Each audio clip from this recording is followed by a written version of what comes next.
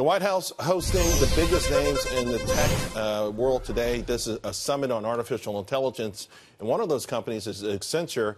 Its chief tech officer joins us now. Come in, Paul Daugherty. So what exactly is on the agenda today? Yeah, well, there's a lot of myths and misunderstandings about artificial intelligence, Charles, and the reality is AI is here today, driving business, impact today. It's really the fastest growing part of our business as we see it, and we do work across every industry segment out there.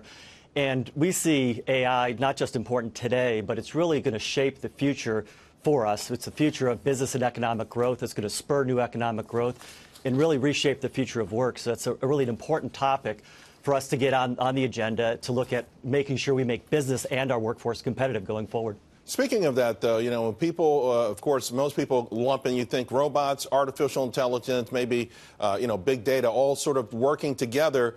And, yeah, we understand the economics of how it helps. But then it's not a Luddite kind of thing either, Paul, but there's sort of anxiety about all the jobs that are going to be replaced at such a rapid pace that it would seem incomprehensible that they could be replaced. Well, this is an important topic and something that needs to be on the agenda at today's meeting and ongoing. We've done a lot of research on this, and we wrote a book recently called Human Plus Machine. And we actually have a bit of a different view based on the research and the experience we have, which is we believe artificial intelligence, like any other technology, is going to create a lot of economic opportunity, new industrial activity, new industry segments, new industries, and a lot of new jobs. The real issue we have is making sure, from an education and reskilling perspective, we're preparing the workers for those jobs. You talked earlier about the jobs being created and the opportunity we have in the economy today. AI is only going to increase that, but the big issue we have is making sure the future workers and today's workers that are displaced by some of the changes are ready for these new jobs that are coming. Where are we in this great AI race? Because, from what I'm understanding, what I'm hearing and seeing, China seems like they've really stepped up big time in that they might be ready to displace America, at least with respect to artificial intelligence. Well, it's an important thing to look at. As we sit here right today, the U.S. is in a very strong position based on all the academic institutions, the research, the entrepreneurial activity, the technology ecosystem that we have here. So we're in good shape today, but we can't rest on that, and that certainly doesn't assure the future success. We've got to watch what's happening around the world carefully, not just China.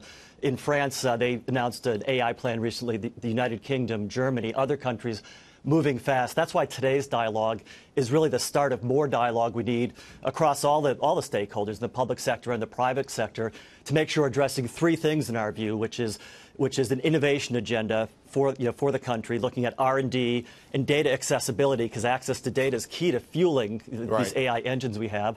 So there's an innovation agenda, there's a workforce agenda, which is about education, preparing the future workforce, and reskilling, helping those that are displaced by the technology be relevant and find the right opportunities. And then there's a third new area that's unique to AI, which we call responsible AI, which is thinking about the accountability for these decisions self-driving cars are making, as an example, looking at the ethics, looking at new issues of bias that are introduced as we use AI. These are all resolvable, but they require a different type of focus, different types of policies, and that's part of today's discussion. And that's interesting because, there has been some pushback in the tech community, especially at Google, for instance, over working with the Pentagon over artificial intelligence projects. So, again, if you're talking about the sort of responsibility factor, I guess it would apply to government and the private sector. But again, they have to work together. So are these concerns, do they have any real merit, or are they more politically based? Well, we focus more on the commercial sector with the work we're doing, but I think we definitely need a lot more collaboration around the commercial sector in terms of how to apply this technology to deal with all the issues I talked about. Making sure people are prepared, the workforce, education, et cetera, and making sure our business is competitive as we move forward with everything else happening around the world. When you look at defense and other implications, there's certainly a lot of investment going on there. Artificial intelligence and other technologies are at the heart of the future of how we look at trends in those types of sectors, and we need more dialogue there too to make sure we arrive at the right solutions. We want to sustain the peace, and got to do it that way. Paul, thanks a lot. Good luck today at the summit. Okay, thank you.